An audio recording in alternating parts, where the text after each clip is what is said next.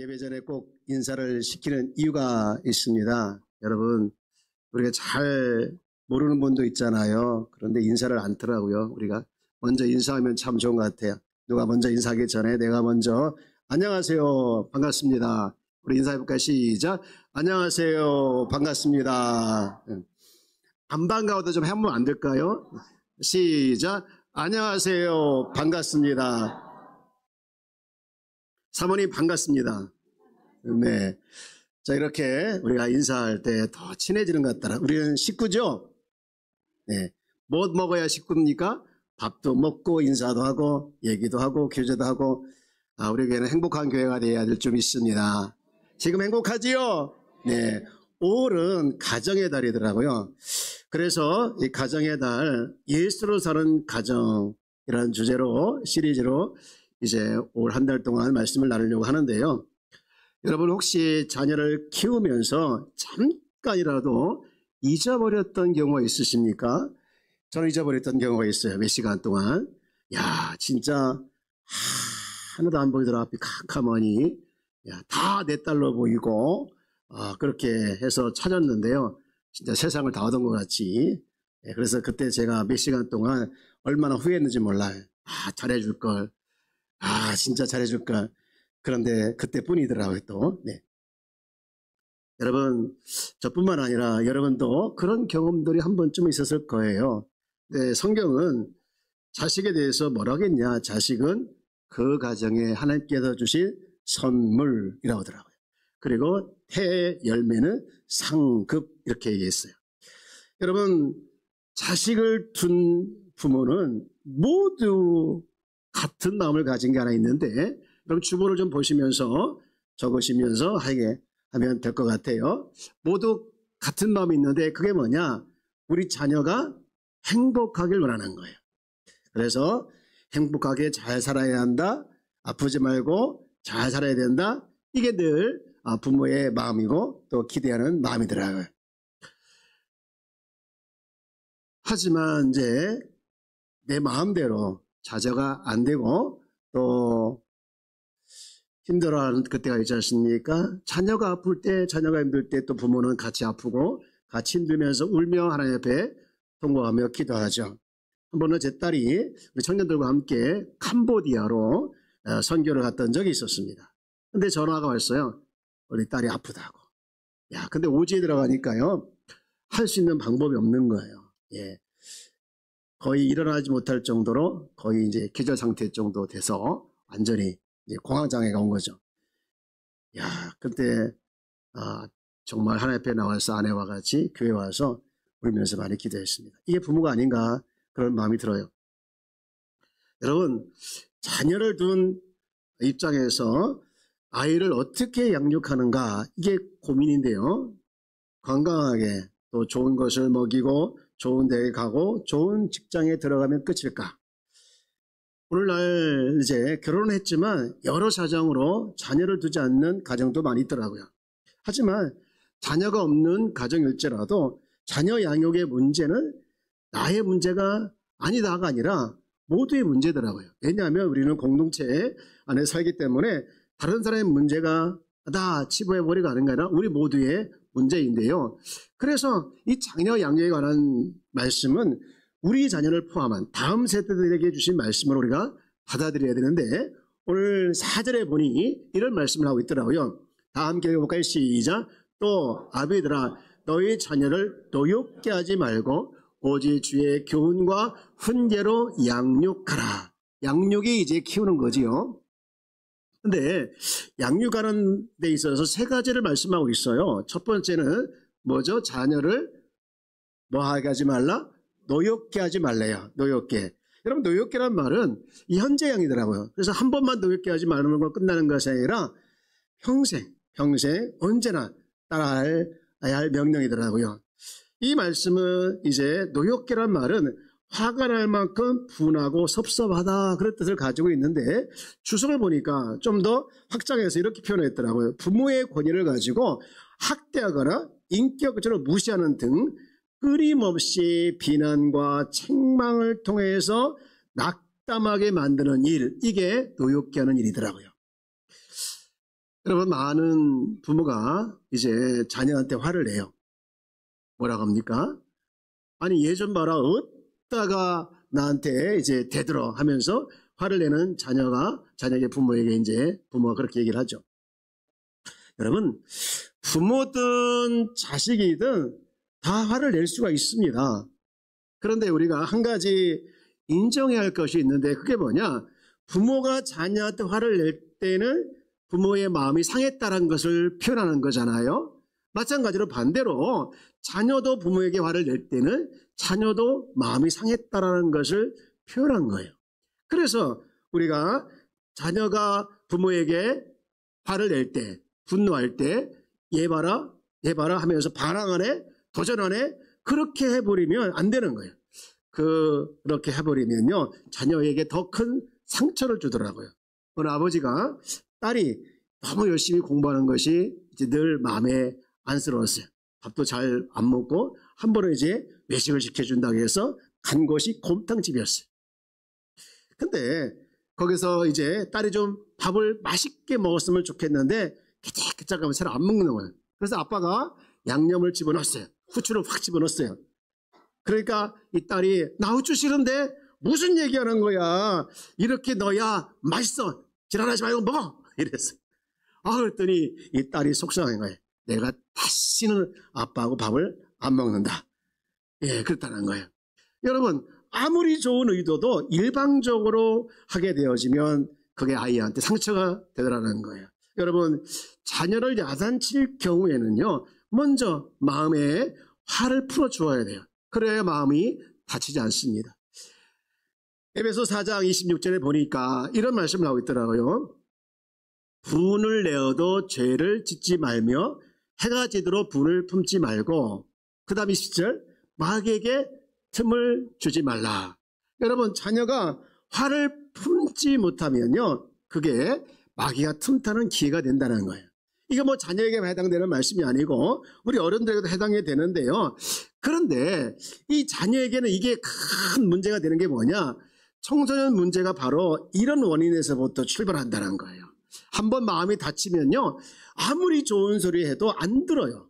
그래서 이제 오히려 반대로 반기를 들죠. 공부도 안 하려고 하고 신앙생활도 안 하려고 하고. 그러면요, 어떻습니까? 부모만 괴롭잖아요. 여러분, 자녀가 속을 썩여서 부모가 괴로워할 때 그것을 보고 있는 자녀는 마음이 아플까요? 아니라는 거예요. 왜냐하면 오히려 더 좋아한대요. 물론 다 다르겠지만 그것이 부모에게 복수할 수 있는 방법이니까 더 좋아한다. 그런 얘기를 하더라고요. 여러분, 자녀의 마음이 다치면요, 이게 무서운 일이라는 것이죠. 그렇기 때문에 자녀의 마음이 다치지 않도록 미리 주의해야 된다. 제가 이제 자녀 관련돼서 또는 가정 관련돼서 책을 보니까 언제 자녀들은 부모의 관계에서 분노할까, 마음이 다칠까 정리를 해놓은 곳이 있더라고요. 근데 정리를 했는데 공감을 제가 했어요. 한 다섯 가지로 정리를 했더라고요. 첫째요, 부모가 서로 헤어질 때 이때 굉장히 마음에 불안한 마음과 분노를 느낀대요. 그리고 두 번째는요, 부모가 화목하지 못하고 싸울 때라는 거예요. 이때 아이들의 마음이 철렁하면서 두려움, 불안감, 공포, 심지어는요 죄책감까지 찾아온대요. 나 때문에 그런가 하면서 이 겉으로 드러났지만 심한 분노가 마음에 사로잡혀서 그것이 아이의 폭력소로 바뀌게 된다고 합니다. 그 외에도 부모가 사회적으로 비난을 받거나 또 자식에 대한 사랑과 관심이 없고 또 부모가 정직하지 못할 때 이제 부모가 그런 모습을 통해서 아이의 마음이 분노가 생긴다는 것이죠. 무엇을 말하고 있느냐? 아이들이 분노하는 데는 이유가 있다. 그래서 그들의 마음을 먼저 풀어줘야 된다. 결론적으로 얘기하게 되면요, 자녀의 마음에 노여움이 없게 하는 것이 뭐냐? 그것이 자녀 양육에서 제일 중요하다는 것이죠. 두 번째로는요, 자녀 양육을 어떻게 해야 되냐? 오늘 본문에서 두 번째는 이렇게 얘기하고 있더라. 읽어볼까요? 시작. 주의 교훈과 훈계로 양육하라. 여러분, 주의 교훈과 훈계가 뭘까? 매주 교회에 보내고 성경을 읽게 하고 기도도 하게 하고 가정 예배를 드리면 주의 교훈과 훈계로 양육하는 것일까? 맞습니다. 그것도 맞지만 근데 이거보다 더 중요한 게 있는데 그게 뭐냐? 가정의 분위기입니다. 예수를 믿는 것과 별개로 유교적인 분위기를 가지고 있는 가정이 많아요. 이런 분위기에서 지내는 자녀는요, 마음에 화를 품게 된대요. 믿음의 가정이지만 부모가 이중적이라고 느껴질 때 부모가 신앙이 있어도 신앙이 좋다라고 생각이 안 든대요. 여러분, 우리 가정이 늘 언제나 예수로 사는 가정이 되어서 가정 안에서 기쁨과 사랑과 은혜와 감사가 넘치기를 주의 이름으로 축복합니다. 여러분, 가정 예배 하나 예를 들면 부모님들은 자녀의 신앙 교육을 위해서 가정 예배를 드려야 합니다. 이게 너무나도 귀한 일이죠. 여러분 반드시 가정 예배 드리시길 축복합니다. 그런데 가정 예배를 아이들이 싫어하는 경우가 있더라고요. 언제냐? 율법적일 때. 정말 그 가정 예배 드리면서 하나님의 은혜와 또 가정의 은혜와 또 가정의 사랑을 경험해야 되는데 율법적으로 드릴 때 힘들어하는 거예요. 예배 안에서 사랑을 느끼며 회복하는 것이 정말 중요한데 시간 맞춰서 빠지지 않고 드렸다는 것을 더 중요하게 생각할 때 아이들이 힘들어하더라고요. 제가 그랬어요. 나중에 아내는 뭐라고 하냐면요, 빨리 드리고 끝내자 이런 식으로 얘기를 하더라고요. 심지어는요, 말씀을 빙자해서 아이들에게 평소에 하지 못했던 훈계를 말씀을 빙자해서 말씀이 이러하니까 막 훈계하는 거예요. 예배 시간에. 그랬던 적도 있는데 그러다 보면 자녀에게는요, 아무런 기쁨이 없는 거예요. 예배가 힘들고 안 드리고 싶고. 여러분, 자녀들은요, 부모가 말하는 내용보다 부모와 이 가정의 분위기가 얼마나 좋은가를 통해서 배우더라고요. 여러분, 가정 예배를 잘 드리기 위해서는요, 자발적인 마음으로 들을 수 있도록 부모가 준비된 마음이 있어야 되고 기도가 필요한 것이죠. 가정 예배 안에서 분위기가 따뜻하고 그리고 사랑이 넘친다면요, 자녀는 평생 예배 드리는 일이 기쁜 일이다라는 것을 배우게 되는 것이죠. 여러분, 주의 교훈과 훈계로 양육하는 것이 뭐냐? 그것을 먼저 부모가 알아야 합니다. 가정의 분위기가 먼저 중요하다는 것이죠. 자녀가 잘 되기를 원하는 부모가 다 같은 마음이에요. 그래서 그렇게 되기 위해서는요, 먼저 교훈과 훈계로, 주의 교훈과 훈계로 양육해야 된다. 여러분, 상품이 있고 작품이 있더라고요. 상품과 작품의 차이가 뭔지 아십니까? 상품은요, 많이 생산해내고요, 거기에 다 가격표가 붙어 있어요. 그러나 작품은요, 하나예요. 그리고 그 하나에 하는데 창조적이더라. 여러분, 아이는, 우리 집의 자녀는 작품일까요? 상품일까요? 당연히 상품이죠. 아이고, 제가 실수했습니다. 당연히 작품이지요. 여러분, 하나밖에 없는 작품. 하나님께서 우리 가정에 주신 작품. 여러분, 그 작품을 잘 키우기 위해서는요, 가정의 분위기가 좋아야 되는 거예요. 여러분, 제가 신명기 6장 8절과 9절 말씀을 읽으면서 깜짝 놀랐는데, 이렇게 우선 말씀이 뭔지 한번 볼까요? 이렇게 되어 있더라고요. 너는 또 그것을 내 손목에 매어 기호를 삼으며 내 비간에 붙여 표를 삼고, 9절 다 같이요. 또 내 집 문설주와 바깥문에 기록할지니라. 여러분, 이 말씀이 뭘까? 자녀를 말씀으로 부르지런히 가르치기 위해서는 여기도 말씀 붙이고 여기도 말씀 써놓고라는 거예요. 근데 제가요, 이 말씀을 쭉 읽으면서 정말 이 말씀 안에서 가르치는 것이 또 하나 있구나. 가정의 분위기구나. 이 말씀 여기저기 보면서 말씀이 내 눈에 들어오게 하고 귀에 들리게 하고 그리고 마음에 새기게 하는 이런 분위기를 만드는 것이 중요하구나 라는 것을 제가 깨닫게 되었어요. 여러분, 저를 한번 따라올까요? 가정의 분위기. 여러분, 가정의 분위기가 좋아야 될 줄 믿습니다. 여러분, 자녀에게 이제 TV 보는 자녀에게 너 이제 TV 보지 말고 공부에 들어가서 그렇게 해놓고 이 부모는요, TV를 더 크게 틀어놓고 거실서 있으면 들어가서 자녀가 뭐라고 할까요? 지는 TV 보고 나는 공부를 하고. 부모님은 엄마 아빠는 말도 안 해요. 속으로 지는 하면입니다. 여러분, 지는이 되지 않길 축복합니다. 여러분, 아이들은요, 어른들을 통해서 배우는데 뭘 배우냐? 어른들의 삶을 통해서 배우더라고요. 말을 통해서 배우는 것보다는요, 삶을 통해서 배워요. 교육 중에 제일 좋은 교육이요, 보여주는 거더라. 멘토링 우리가 하는데 멘토링 하는 목적도 그겁니다. 나를 봐. 내대로 하면 돼. 그거지요. 문득 생각나는 에피소드가 하나 있는데 6살짜리하고 교회를 다니는 권사님이 어느 날 열심히 성경도 보고 기도도 해야 되는데 글쎄 드라마에 빠진 거예요. 이 손녀가 걱정에 대해서 할머니 너무 드라마에 빠져 있어. 성경도 봐야 되고 나를 위해서 기도해야 되는데 너무 TV만 보는 거 아니야? 라고 약속해. 이제 TV 안 보고 더 성경 보고 기도하기로. 그래 약속할게. 여러분 약속은 해놓다고 약속은 했지만 이 드라마라는 것이 한번 보고 끝나는 게 아니잖아요. 보고 싶고 드라마잖아요.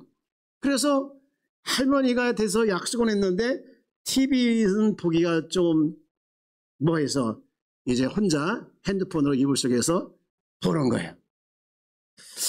혼자 낄낄대고 보고 있는데 왠지 느낌이 이상한 거예요. 혹시 이게 누가 자기 이불 밖에서 보고 있는 것 같은, 누가 서 있는 것 같은 느낌이 들어요. 그래서 이렇게 열어봤더니 웬걸 그 손녀딸이 서 있는 거예요.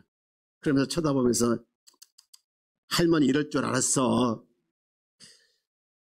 할머니 나하고 약속했잖아. 그 나하고 약속한 거야 아니라 하나님과 약속한 거야. 아이고 안 되겠다. 할머니 일어나봐. 내가 할머니 위해서 기도해 줄게. 그래서 기도한 거야. 하나님 우리 할머니가 성경 보고 기도해야 되는데 글쎄 드라마에 빠져있네요. 용서해 주세요 우리 할머니. 그 기도를 듣고 있는 할머니는 웃기기도 하고 창피하기도 하고 그들은 드라마 봤을까요? 안 봤을까요? 모르겠어요. 그 할머니 사정이니까. 어쨌든 간에 이게 할머니가 보여주는데 자식한테 배운 거 아니에요? 손주한테 배운 거 아니겠습니까? 사랑하는 여러분, 우리 가정이, 여러분의 가정이 주의 교훈과 훈계로 양육하라. 다시 말해서 가정의 분위기가 좋은 가정이 되어지기를 축복합니다. 그런가 하면 마지막으로 이 장녀 양육에 대한 말씀을 하나님이 하시는데 이거더라고요. 한번 읽어볼까요? 시작. 자녀가 평생 예수를 살도록 가르쳐라. 네. 오늘 읽은 말씀을 쭉 보면 4절 말씀인데 강조되는 단어가 있어요. 1절 말씀 볼까요? 4장 1절, 6장 1절. 자녀들아, 다 같이 한번 해볼까요? 시작. 자녀들아, 주 안에서 너희 부모에게 순종하라. 이것이 옳으리라. 여기서 강조되는 것이 뭘까요? 주 안에서예요. 주 안에서 너희 부모에게 순종하라. 이것이 옳대요. 2절 보면은 내 아버지와 어머니를 공경하라. 이것은 약속 있는 무슨 계명이다? 첫 계명이다. 10계명 중에서요. 첫 계명이라고 하는 것은요. 내 부모를 공경하라 그 말이에요. 그런데 3절 보니까 부모를 공경하는 자에게 누가 복을 주시냐? 읽어볼까요? 시작. 이로써 내가 잘되고 땅에서 장수하리라. 잘되게 하고 장수하는 복을 하나님이 주신다는 거예요. 부모 공경할 때. 마지막 4절 다 같이 읽을까요? 시작. 또 아비들아 너희 자녀를 노엽게 하지 말고 오직 주의 교훈과 훈계로 양육하라. 네, 여기도 강조되는 말이 뭐예요? 주의 교훈과 훈계예요. 무슨 얘기를 하고 있는 겁니까? 예, 주님으로 그들이 살아가도록 해야 된다는 거예요. 여러분, 결국 자녀 양육의 최종 목표는 뭐냐? 여러분, 좋은 성적을 얻게 하고 좋은 학교에 가는 것이 아니라 여러분, 우리가 자녀가 이제 성장하면서 살아갈 때 여러분 항상 좋은 일만 당하는 거 아니지 않습니까? 어려운 일도 당하지 않습니까? 실패할 때도 있고 좌절할 때도 있고 절망할 때도 있고 또 힘들 때도 있는 그때에 그 아이가 누구에게로 가야 하나를 가르쳐 주는 것. 이것이 바로 자녀 양육의 최종 목표가 되어야 될 줄 믿습니다. 여러분, 자녀가 평생 예수로 살아간다면 그 가정교육은 제대로 된 거예요. 제대로 된 거예요. 여러분, 그러기 위해서 중요한 것이 하나 있는데 내 자녀가 예수로 살아갈 수 있도록 가르치기 위해서는요. 먼저 나부터 내가 실패할 때 또 좌절할 때 절망할 때 나는 지금 누구에게로 가느냐? 누구를 가느냐? 여러분 나부터 먼저 예수로 살아가야 될 줄 믿습니다. 부모이신 여러분, 그동안 우리 자녀들에게 혹시 알게 모르게 상처를 주며 살았다고 할지라도 염려하지 마십시오. 부모가 정말 그리스도 안에서 진정으로 거듭나면 자녀는요, 그 믿음의 능력을 부모를 보면서 확신하게 되는 거예요. 그러니까 과거의 부모로서 잘못된 그 모습을 가지고 정말 맨날 한탄이나 하며 후회나 하며 살지 마시고, 내가 지금 그리스도 안에서 거듭난 삶을 살아갈 때 그 은혜가 자연스럽게 우리 아이들에게 끼치게 된다는 것이죠. 그리고 기회가 된다면 내 자녀에게 알게 모르게 상처를 줬던 것이 생각이 나면 여러분 용서를 구하는 것도 성숙한 어른의 모습입니다. 부모가 평생 응어리를 가슴에 안고 살아가는 자녀에게 한 번쯤은 내가 예수를 믿고 이제 생각해 보니 저에게 잘못하신 것이, 저에게 잘못한 것이 있구나. 아빠가 미안하다. 엄마가 미안하다. 여러분요, 그 말 한마디를 들으면요, 자녀들은요, 안에 있던 응어리들이 싹 풀리는 거예요. 그것이 내가 예수로 살아가는 모습이고, 또 자녀에게도 평생 예수로 살아가게 하는 길이 되는 줄 믿습니다. 여러분, 이제 말씀을 정리합니다. 하나님은요, 우리를 사랑하십니다. 그리고 우리 가정을 행복하게 살아가도록 설계해 주셨어요. 여러분, 네이크로바 아시죠? 네이크로바. 네이크로바가 따른 그 꽃말이 있는데 뭔지 아십니까? 네이크로바는요, 뭐예요? 행운이래요. 행복이래요. 행운이래요. 그런데 이 세이쿠로바도 있습니다. 세이쿠로바는요, 뭐냐? 행복을 의미한대요. 사람들은 행운을 얻기 위해서 이 네이크로바를 찾기 위해서 행복인 이 세이쿠로바를 짓밟아요. 그리고 네이크로바만 찾습니다. 여러분, 아닙니다. 진짜 우리가 얻어야 할 것은 행운이 아니라, 성공이 아니라 행복인 줄 믿습니다. 여러분, 성공은 힘들지만, 행운은 힘들지만 행복은 쉽대요. 여러분, 행복을 찾기를 주의 이름으로 축복합니다. 내가 예수로 사는 것이 행복이고 아이들이 예수로 살아가는 것이 곧 행복이라는 거예요. 선포합니다. 부모가 되어서 예수님의 교훈과 훈계로 자녀를 잘 양육하는 것, 가정의 분위기가 좋게 만드는 것, 이것이 부모가 할 일이고 우리 자녀와 함께 할 일이라는 거예요. 그렇게 하기 위해서는요, 자녀와의 관계 속에서 마음을 닿게 한 것이 있다고 하면 먼저 손을 내밀어서 풀기를 바랍니다. 강자가 손을 내밀면요, 약자는요 감동을 받더라고요. 근데 약자가 손을 내밀면요, 강자는요 당연한 것으로 받아들여요. 오늘 우리는 여러분의 삶의 안에서 정말 가정의 분위기가 좋은 분위기가 되어지기를 주의 이름으로 축복합니다. 숙제를 냅니다. 이번 한 주 동안 여러분의 가정의 분위기가 어떠했는지를 꼭 다음 주에 오셔서 말씀해 주세요. 그럴 거죠? 여러분, 무엇보다도 내가 먼저 예수로 살고 자녀들이 평생 예수로 살아가게 하는 것, 여러분, 그럴 때 그 가정은 하나님께서 원래 세우신, 하나님께서 원래 설계하신 그 설계대로 잘 지어져가는 교회인 줄, 잘 지어가는 가정인 줄 믿습니다. 우리 한번 외쳐봅시다. 평생 예수로 사는 가정, 그것이 낙원이고 천국인 줄 믿습니다. 오늘 말씀을 생각하면서 우리 한번 이 찬양을 한번 불러볼까요?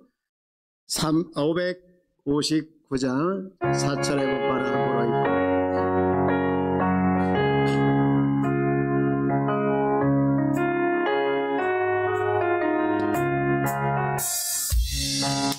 사철의 봄바람 불어있고 하나님 아버지 모셨으니 믿음의 반석도 든든하다.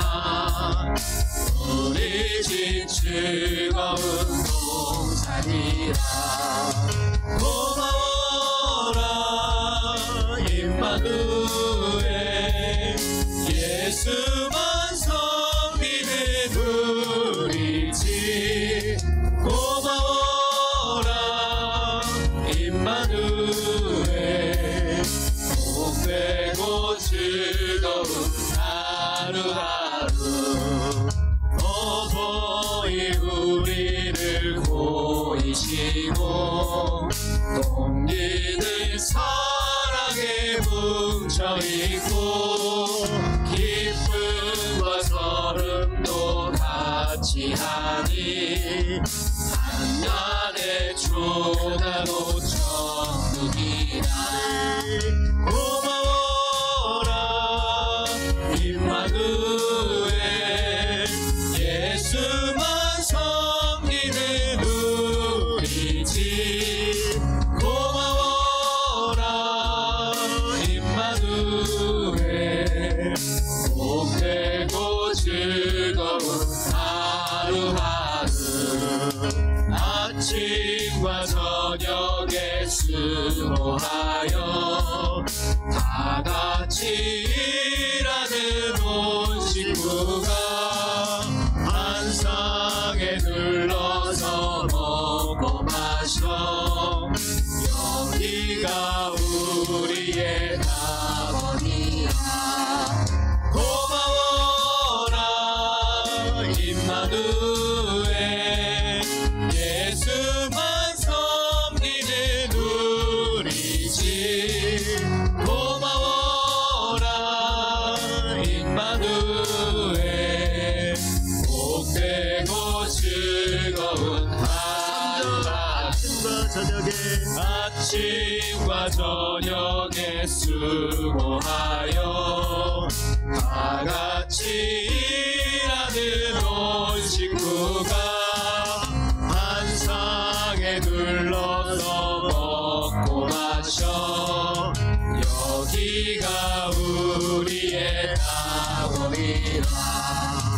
고마워라 임마누엘 예수만 섬기는 우리 집.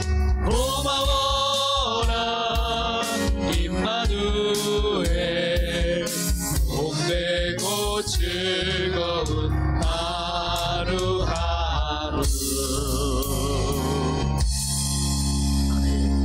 다 잘해서 일어나셔서 우리 가정이 성령으로 충만하기를, 또 내가 성령으로 충만하기를 원하는 마음으로 우리 찬양을 불렀으면 좋겠어요. 우리 박수치며 함께 찬양할까요? 불길 같은 주 성령. 같은 주 성령 간구하는 우리에게 지금 강림하셔서 영광 보여주소서. 성령이여 임하사 우리 영의 소원을 만족하게 하소서. 기다리는 우리에게 불로 충만하게 하소서. 주의 제단 위에 우리 몸과 영혼과 우리 가진 모든 것 지금 바치옵니다.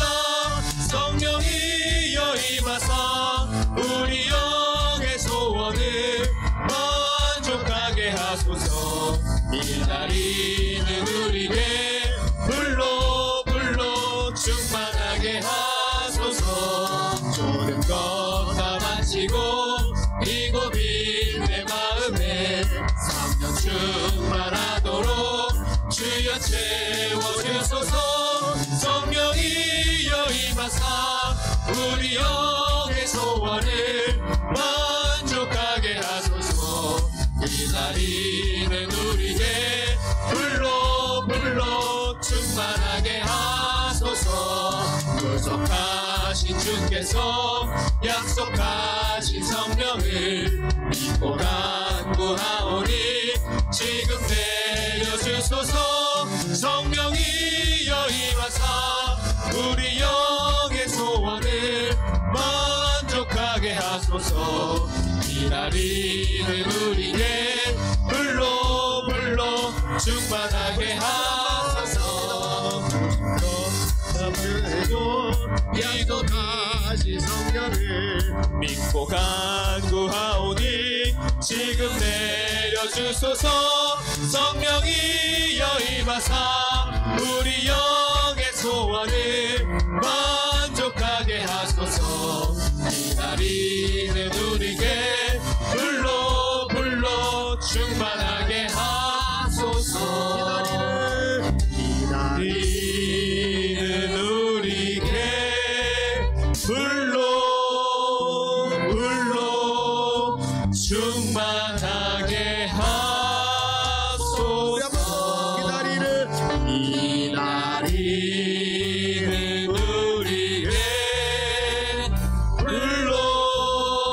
불러 충만하게 하소서. 우리 한번 기도하기를 원합니다. 하나님, 우리 가정이 성령으로 충만한 가정 되게 하여 주옵소서. 내가 성령으로 충만하기를 원합니다. 우리 가정이 성령으로 충만합니다 하기를 원합니다. 우리 자녀들이 또 우리 부모님들이 성령으로 충만하기를 원합니다 하고 기도해 주시고요. 특별히 하나님 우리 가정을 위해서, 여러분의 가정을 위해서 기도해 주십시오. 하나님 우리 가정이 좋은 가정 분위기가 되게 하여 주시고 그 중심에 내가 있게 하여 달라고, 그리고 무엇보다도 그래서 우리 가정이 평생 예수로 사는 가정이 될 수 있도록 해달라고 우리 한번 주여 부르고 같이 기도합시다. 주여.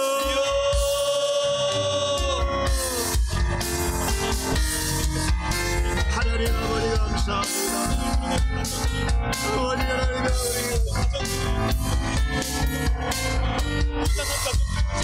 예수를 사랑하는 아버지 하나님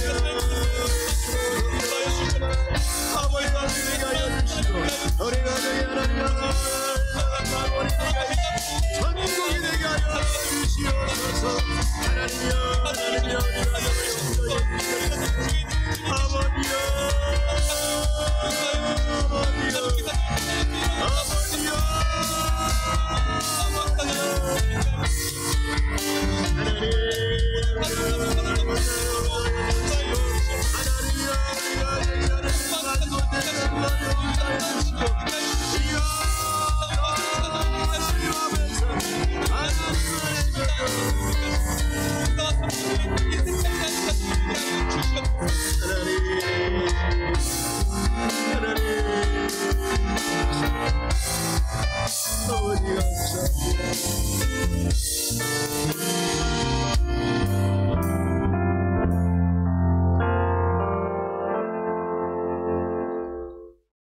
살아 역사하시는 하나님 아버지 감사합니다. 우리에게 가정을 주셔서 감사합니다. 하나님, 가정이 천국이 되게 하여 주옵소서. 그 중심에 내가 있어서 나로 하여금 가정의 분위기가 좋아지는 우리 모든 가정이 되게 하여 주시옵소서. 무엇보다도 주님의 자녀를 양육하며 마음에 힘든 자 주님 위로하여 주시옵시고, 주여 주님께서 힘을 주셔서 주님 어떤 상황에서도 주님 낙심하지 않게 하여 주옵소서.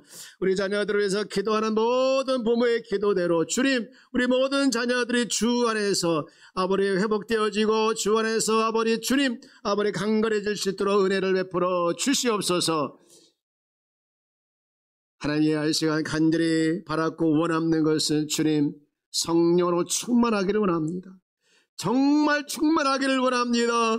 주여, 사모하는 것을 너무 절박한 마음으로 진짜 원하는 마음이 우리 가운데 있기를 원하오니 주여 역사하여 주옵소서. 날마다 성령 충만한 우리 가족, 성령 충만한 나, 성령 충만한 우리 자녀들이 다 되게 하여 주시옵소서.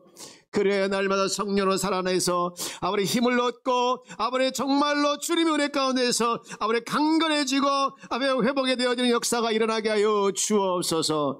주님을 믿습니다. 회복시켜줄 걸 믿습니다. 은혜를 주실 걸 믿습니다. 주님 도와주시고 역사해 주옵소서.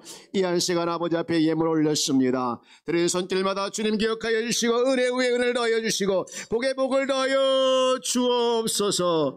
주님이 함께해 주심을 감사하며 예수님 이름으로 기도합니다. 아멘. 이제는 우리 주 예수 그리스도의 은혜와 하나님의 극진하신 사랑과 성령께서 교통 내주 역사하심이 말씀을 기억하며 말씀대로 살아내길 다짐하는 귀한 성도들 머리 위에와 가정 위에와 삶의 터전 위에 이제부터 영원토록 함께 있을지어다. 아멘.